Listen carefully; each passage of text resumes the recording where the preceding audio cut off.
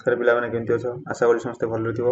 ତ ପିଲାମାନେ ତମେ ଥମ୍ବନେଲ ଦେଖି ଜାଣି ସାରିବଣି ଆମେ କୋଉ ଟପିକରେ ମୁଁ ତମକୁ ଆଜି କହିବାକୁ ଯାଉଛି କୋଉ ନୋଟିସଟା ଆକ୍ଚୁଆଲି ତମମାନଙ୍କ ପାଇଁ ଆସିଛି। ଯଦି ପିଲାମାନେ ଚ୍ୟାନେଲରେ ନୂଆ ଅଛ କେହି ବି ସବସ୍କ୍ରାଇବ କରିଦେବ ଚ୍ୟାନେଲକୁ ଲାଇକ୍ ସେୟାର କରିଦେଉଥିବ କାହିଁକି ନା ଯେତେ ବି ସବୁ ନୋଟିସ୍ ଆସିବ ଯେତେ ନୋଟିଫିକେସନ ବି ଆସୁଛି ମୁଁ ଆପଣଙ୍କୁ ସବୁ ସେୟାର କରିଦେଉଛି ଯାହାଦ୍ୱାରା ଆପଣ ମଧ୍ୟ କୌଣସି ଗୋଟେ ଭ୍ୟାକେନ୍ସିରେ ମାନେ ଆପ୍ଲାଏ କରିକି ଜବ୍ ପାଇବାର ମଧ୍ୟ ପସିବିଲିଟି ରହୁଛି। ତ ପିଲାମାନେ ଦେଖିପାରୁଥିବ ଏଇଟା ଆମର ରହିଛି ପଞ୍ଚାୟତ ସମିତି କାର୍ଯ୍ୟାଳୟ ହରଭଙ୍ଗା ତରଫରୁ ମାନେ ପିଲାମାନେ ମୋତେ ମେସେଜ କରୁଥିଲେ କି ଯୋଉ ଆମର ଜିଆରଏସ୍ ଭ୍ୟାକେନ୍ସି ପିଲାମାନେ କେବେ ଆସିବ ହେଲା।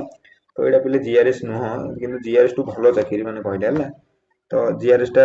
ଯେତିକି ରୁହେ ସେଟା ମାନେ ଡିଷ୍ଟ୍ରିକ୍ଟ ଲେଭେଲ ଜିଲ୍ଲା ସ୍ତରୀୟ ରୁହେ କିନ୍ତୁ ଏଇଟା ଆମର କଣ ରହୁଛି ନା ପଞ୍ଚାୟତ ସ୍ତରୀୟ ରହିଛି ନିଜ ନିଜ ପଞ୍ଚାୟତରେ ପିଲାମାନେ ସମସ୍ତେ ଆପ୍ଲାଏ କରିପାରିବ। ତ ଫାଷ୍ଟ ଅଫ ଅଲ୍ ଆମେ ଯୋଉ ଦେଖିବା ପିଲାମାନେ ଏଇ ଯୋଉ ଏବେ ଯୋଉ ଭ୍ୟାକେନ୍ସିଟା ମୁଁ ତୁମକୁ ଦେଖେଇ ଯାଉଛି କୋଉ ପଞ୍ଚାୟତରେ ଆସିଛି ନା ଦେଖ ସବୁ ପଞ୍ଚାୟତରେ ପିଲାମାନେ ଆସିବ ଗୋଟେ ଗୋଟେ କରି ଓଡ଼ିଶା ସରକାର ସବୁ ପଞ୍ଚାୟତରେ କିନି ଭ୍ୟାକେନ୍ସି ରିଲିଜ କରିବେ। ତ ଫାଷ୍ଟ ଅଫ ଅଲ୍ ଆମେ ଆସି ସାରିଛି କୋଉ ଡିଷ୍ଟ୍ରିକ୍ଟ ନା ଆମର ବୌଦ୍ଧ ଡିଷ୍ଟ୍ରିକ୍ଟର ହରଭଙ୍ଗା ବ୍ଲକରେ ପିଲା ଆସିସାରିଛି ଯୋଉଠି ଏବେ ତୁମକୁ ମୁଁ ଶୋ କରିବି ପୁରା ନୋଟିଫିକେସନ ଦେଖେଇବି ଯୋଉ ଯୋଉ ନୋଟିଫିକେସନ ଯାହା ଯାହା ସବୁ ମେନସନ୍ ହେଇଛି ମୁଁ ଆପଣଙ୍କୁ କହିବି କୋଉ କୋଉ ଗାଁର ପିଲାମାନେ ସବୁ ଆପ୍ଲାଏ କରିପାରିବେ ଝିଅମାନେ ସବୁ ଆପ୍ଲାଏ କରିପାରିବେ ସବୁ କିଛି ପିଲାମାନେ ମୁଁ ତୁମକୁ ଏଇ ଭିଡ଼ିଓ ମାଧ୍ୟମରେ କହିବି ଟିକେ ୱେଟ୍ କର ଆଉ ଭିଡ଼ିଓକୁ ପିଲାମାନେ ଲାଷ୍ଟ ଯାଏଁ ଦେଖ ଓକେ। ତ ପିଲାମାନେ ଦେଖିପାରୁଥିବ ଯୋଉମାନେ ସବୁ ହରଭଙ୍ଗା ବ୍ଲକରୁ ଆସିଛନ୍ତି ବୌଦ୍ଧ ଡିଷ୍ଟ୍ରିକ୍ଟ ହରଭଙ୍ଗା ବ୍ଲକରୁ ଆସିଛ ସେମାନଙ୍କ ପାଇଁ ଏଇଟା ଭଲ ଭ୍ୟାକେନ୍ସି ରହିଛି ମାନେ ବହୁତ ଭଲ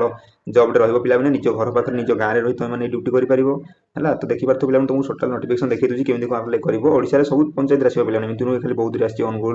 ବଲାଙ୍ଗୀର ବୌଦ୍ଧ ମାନେ ସବୁ ଡିଷ୍ଟ୍ରିକ୍ଟରେ ଆସିବ କେନ୍ଦୁଝର ଢେଙ୍କାନାଳ ଯେତେ ସବୁ କଟକ ଭୁବନେଶ୍ୱର ଯାହା ଯାହା ଖୋର୍ଦ୍ଧା ଯାହା ବି ଅଛି ସବୁ ଜାଗାରେ ପିଲାମାନେ ସବୁ ପଞ୍ଚାୟତ ଗୁଡ଼ାକରେ ଆସିବ। ତ ଫାଷ୍ଟ ଅଫ୍ ଅଲ୍ ଏବେ ଯୋଉଟା ପିଲାମାନେ ଆସିଛି ଆମେ ସେଇଠୁ ଫାଷ୍ଟ ଏବେ ଦେଖିବା। ତ ଫାଷ୍ଟ ଏବେ ଆସିଛି ଆମର କୋଉଟା ଆସିଛି ନା ହରଭଙ୍ଗା ବ୍ଲକ ପାଇଁ ଆସିଛି ଯୋଉଟା କି ଏଟା ଲେଖା ହେଇଥିବ ଦେଖ ପୁରା କ୍ଲିୟରଲି ମେନସନ୍ ହେଇଛି ଆମର ହରଭଙ୍ଗା ପଞ୍ଚାୟତ ସମିତି କାର୍ଯ୍ୟାଳୟ ହରଭଙ୍ଗା ଓକେ। ତ ପିଲାମାନେ ଦେଖିପାରୁଥିବ ଏବେ ସେ ଲେଖିଛନ୍ତି ବହୁ ଜିଲ୍ଲାପାଳଙ୍କ ପତ୍ର ସଂଖ୍ୟା ଦେଇଛନ୍ତି 21/8/2024 ଅନୁଯାୟୀ ହରଭଙ୍ଗା ପଞ୍ଚାୟତ ସମିତି ଅନ୍ତର୍ଗତ ପୀତାମ୍ବରପୁର ରାଧାନଗର ମହାଳି କପଡ଼ା କୁସଙ୍ଗ ତିଲେଶ୍ୱର ବିନସିଂହପୁର କରଞ୍ଜାକଟା ଗ୍ରାମ ପଞ୍ଚାୟତରେ ସାଧାରଣ ବଣ୍ଟନ ବ୍ୟବସ୍ଥାର ସୁପରିଚାଳନା ପାଇଁ ଜଣେ ଲେଖାଏଁ ଯୋଗାଣ ସହାୟକ ନିଯୁକ୍ତି କରାଯିବ। ଉକ୍ତ ଗ୍ରାମ ପଞ୍ଚାୟତରେ ଯୋଗାଣ ସହାୟକ ସାଧାରଣ ବଣ୍ଟନ ପ୍ରକ୍ରିୟାର ସୁପରିଚାଳନା ନିମନ୍ତେ ପଞ୍ଚାୟତ ନିର୍ବାହୀ ଅଧିକାରୀଙ୍କ ଅଧୀନରେ କାର୍ଯ୍ୟ କରିବେ ତେଣୁ ଉକ୍ତ ପଦବୀ ନିମନ୍ତେ ଇଚ୍ଛୁକ ଯୋଗ୍ୟ ପ୍ରାର୍ଥୀମାନଙ୍କ ଠାରୁ ଦରଖାସ୍ତ ଫର୍ମରେ ଆବେଦନ ପତ୍ର ଆହ୍ୱାନ କରାଯାଉଅଛି। ତ ପିଲାମାନେ ତୁମକୁ ମୁଁ କ୍ଲିୟରଲି ମେନସନ୍ କରିଦଉଛି ଏଇଟା ଯୋଉ ପିଲାମାନେ ରହିଛି ନା ଏଇଟା ତମର ଯୋଗାଣ ମାନେ ତମେ ଯୋଉ ଯୋଉ ପଞ୍ଚାୟତରେ ଯାହା ଯାହା ତୁମର ପିଲା ଆସୁଛି ଡାଲି ଚାଉଳ ମାନେ ଯେତେ ସବୁ ବିପିଏଲ ପିଲା ଯୋଉ ପାଉଛନ୍ତି ସବୁ ଯୋଉ ଯେତେ ସବୁ ମାନେ ସବୁ ଗାଁରେ ପିଲାମାନେ ତ ପାଆନ୍ତି 2-3ଟା ଗାଁକୁ ନେଇ ସବୁ ଯାଏ ଆମର ମାନେ ଡିଲରରୁ ଯୋଉମାନେ ପିଲା ପାଆନ୍ତି ଆକ୍ଚୁଆଲି ଆମର ଡାଲି ଚାଉଳ କିରୋସିନି ଗହମ ମାଣ୍ଡିଆ ଯାହା ଯାହା ସବୁ ପିଲା ଆସେ ଆମର ଗଭର୍ଣ୍ଣମେଣ୍ଟ ତରଫରୁ ଯୋଉ ପଞ୍ଚାୟତ ଗୁଡ଼ାରେ ଦିଅନ୍ତି ତ ଆମର ଏଇଟା ବି କଣ ଆସିଛି ନା ଆମର ହରଭଙ୍ଗା ବ୍ଲକରେ ଯୋଉ ଅଛି ପଞ୍ଚାୟତ ଗୁଡ଼ା ଆମର ଯେମିତି ପୀତାମ୍ବରପୁର ରହିଛି ସେମାନେ ମେନସନ୍ ବି କରିଦେଇଛନ୍ତି ରାଧାନଗର ରହିଛି ମହାଲି କପଡ଼ା ଅଛି କୁସଙ୍ଗ ତିଲେଶ୍ୱର ଏଗୁଡ଼ା ସବୁ ପଞ୍ଚାୟତ ଗୁଡ଼ା ପିଲାମାନେ ନରସିଂହପୁର କରଞ୍ଜାକଟା ସବୁ ପଞ୍ଚାୟତ ଏଇ ପଞ୍ଚାୟତ ଗୁଡ଼ାକରେ ନା ଗୋଟେ ମାନେ ଆପଣମାନଙ୍କ ପାଇଁ ଗୋଟେ ଭ୍ୟାକେନ୍ସି ସେମାନେ ମାନେ ଯୋଗାଣ ନିର୍ବାହୀ ମାନେ ସେମାନେ ଏଇ ଯୋଉ ଭ୍ୟାକେନ୍ସିଟା ପିଲେ ରହିବ ତମେ ଯେତେ ସବୁ ଚାଲିଛି ଏବେ ସେଇ ପଞ୍ଚାୟତ ଗୁଡ଼ାକରେ ଯାହା ଯାହା ସବୁ ଏଇ ସବୁ ମାନେ ଡିଲର ଗୁଡ଼ା ଯୋଉ ଯୋଉ କାମ କରୁଛନ୍ତି ସେମାନଙ୍କୁ କେମିତି ଗୋଟେ ପଞ୍ଚାୟତ ଭିତରେ ସୁପରିଚାଳନା କରିବ ସେମାନଙ୍କୁ କେମିତି ସବୁ ଠିକ୍ ଠାକରେ ରହିବ କେମିତି ମାନେ ଠିକ୍ ଜାଗାରେ ଠିକ୍ ମାନେ ଜିନିଷ ପହଞ୍ଚି ପାରିବ ଚାଉଳ ପହଞ୍ଚି ପାରିବ ଠିକ୍ ସମୟରେ କେମିତି ଲୋକମାନେ ତାର ଉପକୃତ ହେଇପାରିବେ ଏସବୁ ଦେଖାରେଖା କରିବା ପାଇଁ ପିଲାମାନେ ଏଇ ଯୋଉ ସେମାନେ ଯୋଗାଣ ସହାୟକ ଯୋଉ ଭ୍ୟାକେନ୍ସିଟା ପିଲାମାନେ କାଢିଛନ୍ତି ଏଇ ଯୋଗାଣ ସହାୟକ ଏଇଟା ହିଁ ସିଏ ତମ ପୋଷ୍ଟର ନାଁ ରହିବ ଗୋଟେ ଯୋଗାଣ ସହାୟକ ମାନେ ଯାହା ଯାହା ସବୁ ଡାଲି ଚାଉଳ ଆସେ ସେଇଟାକୁ ଆପଣ କେମିତି କଣ୍ଟ୍ରିବ୍ୟୁଟ କରିବେ ଭଲ ଭାବରେ ସେଇଟା କ୍ଲିୟରଲି ଆପଣଙ୍କୁ ବୁଝିବାକୁ ହେବ ଓକେ। ତ ଏଇଟା ପିଲାମାନେ ଏବେ ଆପଣ ହରଭଙ୍ଗା ପାଇଁ ଆସିଛି ଆପଣ ବହୁତ ଡିଷ୍ଟ୍ରିକ୍ଟ ହରଭଙ୍ଗା ପାଇଁ ତ ହରଭଙ୍ଗା ପିଲା ଏଇଟା ଜାଣି ରଖ ଏଇ ଯୋଉ ପଞ୍ଚାୟତରେ ଯୋଉମାନେ ଆସନ୍ତି ନିଜ ନିଜ ପଞ୍ଚାୟତରେ ପିଲା ଆପ୍ଲାଏ କରିବ ଓକେ। ତ ଆପଣ ମାନେ ଡାଇରେକ୍ଟ ଏଠି କୌଣସି ପିଲା ଏକ୍ଜାମ ରହିବନି ମେନ୍ କଥା ଏଠି କୌଣସି ଏକ୍ଜାମ ରହୁନି ଡାଇରେକ୍ଟ ଆପଣ ଏଣ୍ଟ୍ରି କରିବେ ମାନେ ଡାଇରେକ୍ଟ ଆପଣ ଡକୁମେଣ୍ଟ ଦେଇକିନା ଆପଣ ଯଦି ସିଲେକ୍ସନ ହଉଛନ୍ତି ଡାଇରେକ୍ଟ ଆପଣ ଜବଟି ପାଇପାରିବେ। ତ ନେକ୍ସଟ ପିଲାମାନେ ଦେଖିବା ତମେ ଜାଣିପାରିଲ ଆପଣଙ୍କ ଯୋଉ ପୋଷ୍ଟ ରହିବ ଯୋଗାଣ ସହାୟକ ଆଉ କୋଉ କୋଉ ଏଇଟା ବ୍ଲକ ହରଭଙ୍ଗାର କୋଉ କୋଉ ପଞ୍ଚାୟତ ସବୁ ପିଲାମାନେ ଆପ୍ଲାଏ କରିବେ ଦେଖିପାରିଲ କାମ ବି କହିଥିଲି ତମକୁ ଏଇ ସବୁ ଡାଲି ଚାଉଳ ମାଣ୍ଡିଆ ଯାହା ବି ସବୁ ଡିଲର ଆସିଛି ଆପଣ ସେଟା କେମିତି ଭଲ ଭାବରେ କଣ୍ଟ୍ରିବ୍ୟୁସନ ହେବ ଲୋକ କେମିତି ସୁବିଧା ସହଯୋଗରେ ପାଇବେ ସେ ସବୁ ଆପଣଙ୍କୁ ବୁଝିବାକୁ ହବ ଓକେ। ତ ନେକ୍ସଟ ଆମେ ଦେଖିବା ଏଇଟା ଆବେଦନକାରୀ ଯୋଗ୍ୟତା କଣ ସବୁ କିଏ କିଏ ଆବେଦନ କରିପାରିବେ ଓକେ। ଦେଖ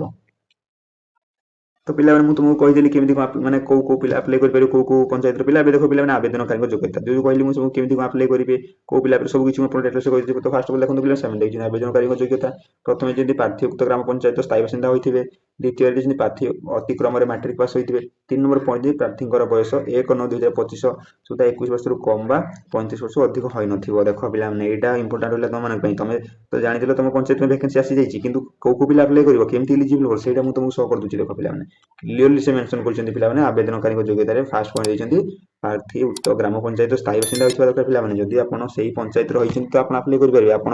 ସପୋଜ ଆପଣ ଗୋଟେ ପଞ୍ଚାୟତ ରହିଥିବେ ଆପଣ ଆଉ ଅଲଗା ପଞ୍ଚାୟତରେ ସେଇ ବ୍ଲକ ରହିଥିଲେ ମଧ୍ୟ ଆଉ ଅନ୍ୟ କୌଣସି ଅଲଗା ପଞ୍ଚାୟତରେ ଆପ୍ଲାଏ କରିପାରିବେ ନାହିଁ ଆପଣ ଯୋଉ ପଞ୍ଚାୟତରେ ଅଛନ୍ତି ସେଇ ପଞ୍ଚାୟତରେ ପିଲାମାନେ ଆପ୍ଲାଏ କରିବେ ଓକେ। ସେକେଣ୍ଡ ହେଲା ପ୍ରାର୍ଥୀ ଅତିକ୍ରମରେ ମାଟ୍ରିକ ପାସ୍ ହେଇଥିବା ଦରକାର ତମର ମିନିମମ୍ କ୍ୱାଲିଫିକେସନ ଯୋଉ ରହୁଛି ନା 10th ପିଲାମାନେ ଓକେ 10ମ ପଢି ଦେଇଛ ପିଲାମାନେ ତମେ ଏଥିପାଇଁ ଇଲିଜିବଲ ହେଇପାରିବ ଓକେ। तो थार्ड पॉइंट से प्रार्थी बयस 1/9/2025 सुधा 21 वर्ष कम 35 वर्ष अधिक होई देख पे यहाँ गोटे भल पॉइंट है जब आप पे कौन कहल बयस तुम 1/9/2025 सुधा ये तारीख दिन 1/9/2025 सुधा 21 वर्ष कम कि 35 वर्ष अधिक होई दरकार तुम 21 वर्ष अधिक अच्छ आ 35 वर्ष भितर अच्छ तो पे तुम ये आप्लाय करदेव ए पार आप्लाय कर ओके चयन पद्धति पे तुमको देखी चयन पद्धति कौन लिखी आवेदनकारी matric plus two plus three परीक्षा हासिल कर नंबर यथाक्रमे 30%, 30% 40% हार को नहीं 3 जन विशिष्ट अग्राधिकार क्रम तालिका प्रस्तुत कर जिलापाल अनुमोदन क्रमे क्रम तालिका प्रथम प्रार्थी नियुक्ति पत्र दिया देख पे तुम जो प्लस टू पढ़ प्लस थ्री पढ़ ये सर्टिफिकेट पे कम आसो ओके ये तुम परीक्षा हम ना मेन कथा है तुम ये कौन परीक्षा हम ना तुम जो शिक्षागत योग्यता जहाँ पे देच से नहीं तुम ये हम ओके जब तुम 10th रे केते मार्क रखी पे से बेस कर प्लस टू रे केते मार्क रखी जी जी पे तुम पंचायत 5 जन आप्लाय कल 5 जन पे भर तुम पंचायत 5 जन आप्लाय कर जहाँ जहाँ क्वालिफिकेशन पे अधिक थी 3 जन को सी जिलापाल ने सिलेक्टेड करके तुमको पोस्ट देवे ओके पे तो चयन पद्धति जान कौन कौन कहते पारिश्रमिक आप सब कम कले तो कौन ना कौन पारिश्रमिक मिले ना ଏବେ ପିଲାମାନେ ଦେଖିବେ ପାରିଶ୍ରମିକ ଯୋଉ ଆପଣ ଯୋଉ ଡ୍ୟୁଟି କରିବେ ତାର ପାରିଶ୍ରମିକ କିଛି ରହିବା ଦରକାର ଆପଣ ସାଲେରୀ ଯୋଉଟା ମୁଁ କହୁଛି ଆପଣଙ୍କୁ ସାଲେରୀ ପିଲେ କେମିତି କଣ ପାଇବେ ସେଇଟା କହିଦେବି ଏବେ ମୁଁ କହିଲି କଣ କ୍ୱାଲିଫିକେସନ ଥିବା କି ଆପ୍ଲାଏ କରିବେ ତାର ପାରିଶ୍ରମିକ କଥା ହେବା ଦେଖ ପିଲେ କ୍ଲିୟରଲି ସେ ମେନସନ କରିଛନ୍ତି ପାରିଶ୍ରମିକ ओके पारिश्रमिक सी लिखिं जोगाण सहायक मासिक पारिश्रमिक सर्वाधिक 8,000 धार्य होइछि पिला माने तुम सालेरी 8,000 टका रहिबो ओके मात्र यह पंचायत साधारण बंटन व्यवस्था आमदानी होउथिबा कमिशन अर्थ 80% अधिक होई नथिबा आवश्यक ओके तो आवेदन शेष तारीख देख पिले मु कहिदेली तुमर जो सालेरीटा पिला 8,000 पाइबो ओके सेटा तो कंपलसरी पाइबो और साधारण बंटन व्यवस्था आमदानी होउथिबा कमिशन 80% अधिक जहाँ जहाँ पिला तुम पंचायत को आसी गोटे प्रार्थी को जहाँ भी पाउछि सेठु 80% अधिक होई नथिबा दरकार ओके ठीक अछि गोटे मन रख तुम सालेरी छाड़ा एटा बेकार कथा एटा तुम माइंड एते नियनि किंतु 8,000 टका तुम कंपलसरी सालेरी पाइबो तापर देखो से लिखिजंती आवेदन शेष तारीख देखो बिले आवेदन एटा पॉइंट दैछंती मेन पॉइंट एटा बिले तुम जहाँ पढिथिले जेते बिले कोन बुझि आवेदन शेष तारीख जाननो तो बिले तबे आवेदन शेष देखियो निम्नलिखित आवश्यक प्रमाण पत्र सहित आवेदन पत्र 12/9/2025 को अपराह्न 4 घटिका सुधा निजर ग्राम पंचायत निर्वाही अधिकारी कार्यालय रेजिस्ट्री शीघ्र डाक रेजिस्टर पर स्पीड पोस्ट जोगे पहुंचवा आवश्यक धार्य तारीख पर पहुंची कौन आवेदन विचार को नहीं हाँ पे देख ये पॉइंट से कहते आवेदन शेष तारीख सी कहते पे 12/9/2025 ये तुम 31/8 अच्छी अगस्ट सैला आज बोले चले माने जो आ 12 दिन पे तुम हाथ में अच्छी 12 दिन भितर तुम 12 तारीख माने सेप्टेम्बर 12 तारीख मध्य 4टा घटिका सुधा निजर ग्राम पंचायत निर्वाही कार्य माने जो सरपंच ऑफिस बुझिले ग्राम पंचायत सरपंच ऑफिस को गोटे स्पीड पोस्ट करिए पिला आपन जहाँ डॉक्यूमेंट अच्छी प्लस टू 10th प्लस 3 सब गोटे स्पीड पोस्ट करिकिनी तांको माने एड्रेस देकी तांको स्पीड पोस्ट करिवे किबा जाईकी निजे मध्ये ऑफलाइन रे तांको देकी आसी परिबे ओके पिला माने तो अपन स्पीड पोस्ट कर दबो किंतु को डॉक्यूमेंट दबो पिला सेटा पुनी इंपोर्टेंट ना नहीं देख पिला एबे से मु क्लियरली मेंशन कर को डॉक्यूमेंट तुम दबो आवश्यक प्रमाण पत्र कोन रहिछि दस्तावेज ओके तो फर्स्ट ऑफ ऑल देखो पिला ने प्रार्थी आवेदन पत्र सहित निम्नलिखित प्रमाण पत्र रो अविकल नकल निजर दस्तखत सहित दाखल करेंगे एक देवे matric plus two plus three परीक्षा सर्टिफिकेट मार्कसीट देवे तहसीलदार ठारू प्राप्त सद्य स्थायी बासिंदा प्रमाण पत्र देवे 2 गोटी पासपोर्ट फोटो पिला देख तुम कौन कौन डॉक्यूमेंट देव आपन निजर गोटे सिग्नेचर पे सब कर सब पेज गोटे सिग्नेचर करवा सब matric plus two plus three certificate marksheet देव से तहसीलदार जो रेसिडेंट सर्टिफिकेट स्थायी बासिंदा प्रमाण प्रूफ गोटे रेसिडेंट सर्टिफिकेट तुम देव आउ तुम 2टी पासपोर्ट साइज फोटो से मेल माने सॉरी स्पीड पोस्ट रे देव जहाँद्वारा सरपंच पाखक से आसो ओके से नेक्स्ट पॉइंट पे देखिए कौन रखी कहूँ पिला सब किसी तो तुमको कहीदेली एवं तुम मन गोटे पे डाउट थी यहाँ आम प्राइवेट चाकरी ना गवर्नमेंट चाकरी ना कॉन्ट्राक्चुअल चाकरी ना कौ चाकरी ओके देख पे ये क्लीयरली से मेंशन कर आवेदन पत्र और प्रमाण पत्र थिबा लफाफा ऊपर निजर ग्राम पंचायत नाम सहित जोगाण सहायक आवेदन पत्र उल्लेख है देख पे जो लफाफा देव से निजर मुझे कही डिटेल्स लिखिदेव निज पंचायत मैंने आईडी कार्ड फर सब लिखिकी से मेल कर विषय आम स्पीड पोस्ट कर तो शर्तावली पे देख यही निजुक्ति संपूर्ण रूप अस्थायी पे यहाँ कौन गवर्नमेंट चाकरी नुह यहाँ मैंने कॉन्ट्राक्चुअल बेसिस पे कौन गवर्नमेंट नुह कि तुमको मैंने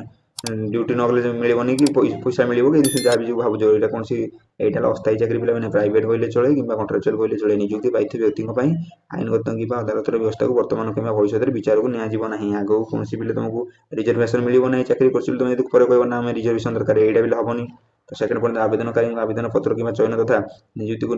बिना शर्त कौन कारण न दर्शाई खारज कर अधिकार निम्न शाखा अच्छी देख पे तुम जो चाहिए रिजाइन कर अलग कथा ओके किंतु यहाँ कौन गवर्नमेंट चाकरी रही ना तो ये पे चलो देखा कौन ना फर्मटा कौट कौ फर्म में केमी लिखिक कौन आप्लाय करेंगे सर्टिफिकेट वगैरह कौन केमी देते हैं तुमको भी शो कर ପିଲାମାନେ ସବୁ କିଛି ମୁଁ କହିଥିଲି। ଏବେ ଚାଲ ପିଲାମାନେ ଦେଖିବା ଯୋଗାଣ ସହାୟକ ନିମନ୍ତେ ଆବେଦନ ପତ୍ର ଯୋଉ ଫର୍ମ ମାନେ ଯୋଉ ଫର୍ମ ଫିଲ୍ଅପ୍ କେମିତି କରିବ, କୋଉ ଫର୍ମରେ ଏଇ ଫର୍ମ ଏଇଟା ମାନେ ସେଇ ଫର୍ମ ଯୋଉଟା ତମେ ଫିଲ୍ଅପ୍ କରିକି ନେଇକି ସ୍ପିଡ୍ ପୋଷ୍ଟ କରିବ ନିଜ ନିଜ ଡକ୍ୟୁମେଣ୍ଟ। ଦେଖ ପିଲାମାନେ ଟୋଟାଲ ମୁଁ ତୁମକୁ ଦେଖେଇଛି ଏଇଟା ପିଲାମାନେ ଏଇ ପିଡିଏଫ୍ ଟା କୋଉଠି ପାଇବ ନା ଏଇ ଫର୍ମଟା କୋଉଠି ପାଇବ ନା ମୁଁ ମୋ ଚ୍ୟାନେଲ ହ୍ୱାଟ୍ସଆପ ଚ୍ୟାନେଲ ଲିଙ୍କ ପିଲେ ଦେଇଛି, ସେଇଟା ମତେ ତମେ ଜଏନ୍ କର ସେ ଚ୍ୟାନେଲରେ। ମୁଁ ସେଇ ଚ୍ୟାନେଲ ଲିଙ୍କ ମୋ ଚ୍ୟାନେଲ ଲିଙ୍କ ଏଇ ଫର୍ମଟାକୁ ସେଇଟା ମୁଁ ପୋଷ୍ଟ କରିଦେବି, ସେଇଠୁ ତୁମେ ଡାଇରେକ୍ଟ ନେଇକି ମୋତେ ପ୍ରିଣ୍ଟ ଆଉଟ୍ କାଢ଼ିକି ଏଠୁ ଫର୍ମ ଫିଲ୍ଅପ୍ କରିପାରିବ। ତାପରେ ମୋତେ କମେଣ୍ଟ ବକ୍ସରେ ଲେଖିଦିଅ, ମୁଁ ମୋ ମେଲ୍ ଆଇଡି ଦେଇଦେଉଛି, ମେଲ୍ରେ ମୋତେ ମେସେଜ କରିଦେଲେ ମୁଁ ତୁମକୁ କରିଦେବି। ତ ବେଟର ପିଲାମାନେ ସବୁଠୁ କ'ଣ ନା ମୁଁ ହ୍ୱାଟ୍ସଆପ ଚ୍ୟାନେଲ ଜଏନ୍ କରିଦିଅ, ମୁଁ ସେଇଠି ହିଁ ରଖିଦେଉଛି ସବୁ ଡିଟେଲ୍ସ ଯାହା ବି ଆଗକୁ ଭେକେନ୍ସି ଆସେ ଯାହା ବି ଆସିବ ତମେ ସେଇଠୁ କ'ଣ କରିବ ନେଇଯିବ। ଏଇଟା ବି ସେଇଠୁ ନେଇଯାଇକି ତମେ ଫର୍ମ ଫିଲ୍ଅପ୍ କରିକି ଆରାମସେ ନିଜ ସାର୍ଟିଫିକେଟ ସହ ନିଜର ସ୍ପିଡ୍ ପୋଷ୍ଟ କରିପାରିବ ସମ୍ପର୍କ ହେଲା। ତ ଫାର୍ଷ୍ଟ ପିଲା ମୁଁ ତୁମକୁ ଦେଖେଇ ଦେଉଛି ଟିକେ ଜୁମ୍ କରି କ'ଣ ସବୁ ମେନ୍ ପଏଣ୍ଟ ଏଇଟା ଦେଖିଲ ଯୋଗାଣ ମାନେ ସହାୟକ ନିମନ୍ତେ ଯୋଉ ଆବେଦନ ପତ୍ରଟା କରିଛି। ତ ଏ ପିଲା ଦେଖ ଟୋଟାଲ ସବୁ କ'ଣ ଦରକାର ଡକ୍ୟୁମେଣ୍ଟ ତ କହିଦେଇଛି, ବାକି ଏବେ ହାଲକା ହାଲକା ମୁଁ ତୁମକୁ କହିଦେଉଛି। ଦେଖ ପିଲାମାନେ ତ ଫାର୍ଷ୍ଟ ଆବେଦନକାରୀଙ୍କ ତମ ଗ୍ରାମ ପଞ୍ଚାୟତ ନାମ ଫାର୍ଷ୍ଟ ଲେଖିବ, ଆବେଦନକାରୀଙ୍କ ନାମଟା ତମେ ଏଠି ଲିଖିବ, ପିତାଙ୍କ ନାମ ବି ସିଧା ଲିଖିବ 3 ନମ୍ବର। 4 ନମ୍ବର ଆପଣ ସ୍ଥାୟୀ ଠିକଣା ଆପଣଙ୍କ ଗାଁ ଲେଖିବ, ଯୋଗାଯୋଗ ଠିକଣା ଆପଣଙ୍କ ଫୋନ୍ ନମ୍ବର ବି ଏଠି ରଖିବ 4 ନମ୍ବରରେ, ସରି 5 ନମ୍ବରରେ। ତ ଜାତୀୟତା ଆପଣ ନ୍ୟାସନାଲିଟି ଇଣ୍ଡିଆନ୍ ଲିଖିବ, ଧର୍ମ ଆପଣ ହିନ୍ଦୁ ଶିଖ ଧର୍ମ ଯାହା ବି ଅଛନ୍ତି ଧର୍ମ ଲିଖିବ, ଲିଙ୍ଗ ଆପଣ ମେଲ୍ ଫିମେଲ୍ ଯାହା ବି ଲିଖିପାରିବେ, ଆପଣ ଡେଟ୍ ଅଫ୍ ବାର୍ଥ ଚାହୁଁଛନ୍ତି ଜନ୍ମ ତାରିଖ ମଧ୍ୟ ଏଠି 9 ନମ୍ବର ଜନ୍ମ ତାରିଖ ଲିଖିପାରିବେ, ଶିକ୍ଷାଗତ ଯୋଗ୍ୟତା 10 ନମ୍ବରରେ ହେଲା। ତ ଏଇଟା ସବୁ ଲିଖିବେ। ତ ଦେନ୍ ରହିଛି କ'ଣ ନା ଆପଣ ଦେଖ ଏଇଟା ପିଲେ ଲାଷ୍ଟ ପଏଣ୍ଟ ଏଇ ତୁମ ସାର୍ଟିଫିକେଟ ଉତ୍ତୀର୍ଣ୍ଣ ହୋଇଥିବା ପରୀକ୍ଷା କୋଉ ଦଶମ ସାର୍ଟିଫିକେଟ କୋଉ ବିଦ୍ୟାଳୟ ଉତ୍ତୀର୍ଣ୍ଣ ହୋଇଥିବା ବର୍ଷ କୋଉ ବର୍ଷ ଆପଣ ପାସ୍ କରିଛନ୍ତି, କୋଉ ଶ୍ରେଣୀ, ପୂର୍ଣ୍ଣ ନମ୍ବର ଆପଣ କେତେ ମାର୍କ ରଖିଥିଲେ ପୂର୍ଣ୍ଣ ନମ୍ବର 600ରୁ ଆପଣ 600 ପିଲାମାନେ ହେଇଥାଏ 600ରୁ କେତେ ନମ୍ବର ରଖିଛନ୍ତି, ଶତକଡ଼ା କେତେ ପରସେଣ୍ଟ 40%, 50%, 60, 80 ଯାହା ବି ଆପଣ ରଖିଛନ୍ତି ସେ ସବୁ ପରସେଣ୍ଟ ଏଇଟା ଦେବେ। ଆଉ ମୋବାଇଲ ନମ୍ବର ଦେବେ, ଇମେଲ ଠିକଣା ମଧ୍ୟ ଦେଇଥିବେ। ଘୋଷଣା ଲାଷ୍ଟ ତକ ପିଲା ରଖିଛନ୍ତି। ମୁଁ ଏତ ଦ୍ୱାରା ଘୋଷଣା କରୁଛି କି ମୋ ଦ୍ୱାରା ଦିଆଯାଇଥିବା ଉପରୋକ୍ତ ତଥ୍ୟ ଭଳି ମୋ ଜ୍ଞାତସାରେ ସଠିକ ଅଟେ, ଯଦି ଭବିଷ୍ୟତରେ ଏହା ଭୁଲ ହୋଇଥିବ ସେଥିପାଇଁ ଆଇନ ଦାୟୀ ତକ ପିଲା ଯାହା ଯାହା ଠିକ ରହିବ ଆପଣ ନିଜ ସ୍ଥାନଟା ଏଠି ଲେଖିବେ, ତାରିଖଟା କୋଉ ତାରିଖରେ ଯୋଉ ତାରିଖ ପିଲେ ମେଲ୍ ମାନେ ସ୍ପିଡ୍ ପୋଷ୍ଟ କରୁଛନ୍ତି ସେ ଏଇଟା ଲିଖିବେ। ଆଉ ଆପଣଙ୍କର ଏଇଠି ସିଗ୍ନେଚର ପିଲାମାନେ କରିବେ, ଓକେ ସିଗ୍ନେଚରଟା ଏଇଠି କରିଦେବେ। ତ ପିଲାମାନେ ଏଇଟା ହିଁ ଥିଲା ଡେଟାଲ ସୂଚନା, ମୁଁ ତୁମକୁ ସବୁ କିଛି ତ ଡେଟାଲ୍ସ କ୍ଲିୟର ଭାବେ ମେନସନ୍ କରିଦେଇଛି, ପୁରା ଓଡ଼ିଆ ଭାଷାରେ କହିଛି, ପିଲାମାନେ ବୁଝିଲେ ଆପଣ ଆରାମସେ ବୁଝି ଯାଇଥିବେ। ଯଦି କିଛି ପୁଣି ଡାଉଟ୍ ହେଇଯାଉଛି ଆଉ ତ କିଛି ଡାଉଟ୍ ରହିବନି ମ୍ୟାକ୍ସିମମ୍ ପିଲାମାନେ, ଯଦି ଡାଉଟ୍ ହେଉଛି ପିଲାମାନେ ମେସେଜ କର, ଓକେ ମେସେଜ କର କମେଣ୍ଟ କର, ନା ମୋ ଚ୍ୟାନେଲ ଲିଙ୍କରେ ଜଏନ୍ କରି ଫର୍ମ ନେଇକି ଡାଇରେକ୍ଟ ମାନେ ଫର୍ମ ଆପ୍ଲାଏ କର, ବହୁତ ବଢ଼ିଆ ପିଲାମାନେ 8,000 ଦରମା ପାଇବ, ଓକେ। ଏଇଟା ଆମର ଥିଲା ଆମର ହରଭଙ୍ଗା ପାଇଁ ଥିଲା, ସବୁ ପଞ୍ଚାୟତ ହରଭଙ୍ଗା ବ୍ଲକ ଯେତେ ପଞ୍ଚାୟତ ସବୁ ଆପ୍ଲାଏ କର ବହୁ ଡିଷ୍ଟ୍ରିକ୍ଟ ପାଇଁ। ଆଉ ଯେତେ ପିଲା ସବୁ ଦେଖୁଛନ୍ତି ଅଲଗା ଅଲଗା ଡିଷ୍ଟ୍ରିକ୍ଟ ଯଦି କିଏ ଦେଖୁଛନ୍ତି ପିଲା ୱେଟ୍ କର ତମର ବି ଆସିବ। ତ ତମେ ଚ୍ୟାନେଲ ସବସ୍କ୍ରାଇବ କରି ରଖ, ତମ ସବସ୍କ୍ରାଇବ କଲେ କ'ଣ ଯାହା ବି ଆସିବ ମୁଁ ତୁମକୁ ସାଙ୍ଗେ ଅପଲୋଡ଼ କରିଦେବି, ତମେ ମଧ୍ୟ ଜାଣିପାରିବ, ତମେ ମଧ୍ୟ ଆପ୍ଲାଏ କରିବ, ନିଜ ଗାଁରେ ବି ଚାକିରିଟା ପାଇବ। ଏଇଟା କିଛି ମାନେ ଖରାପ ନୁହଁ, ଜିଆରଏସ୍ ରୁ ବହୁତ ବଢ଼ିଆ। ମୁଁ ତ ଭାଇ ମୋ ପର୍ସନାଲ ଏକ୍ସପିରିଏନ୍ସରୁ କହୁଛି ଜିଆରଏସ୍ ମାନେ କ'ଣ, ଜିଆରଏସ୍ ଯୋଉ ଚାକିରିଟା ନା ତାଠୁ ଫାର ବେଟର ରହୁଛି ବୋଲି ଏଇ ଯୋଉ ଯୋଗାଣ ସହକାରୀ, ଓକେ।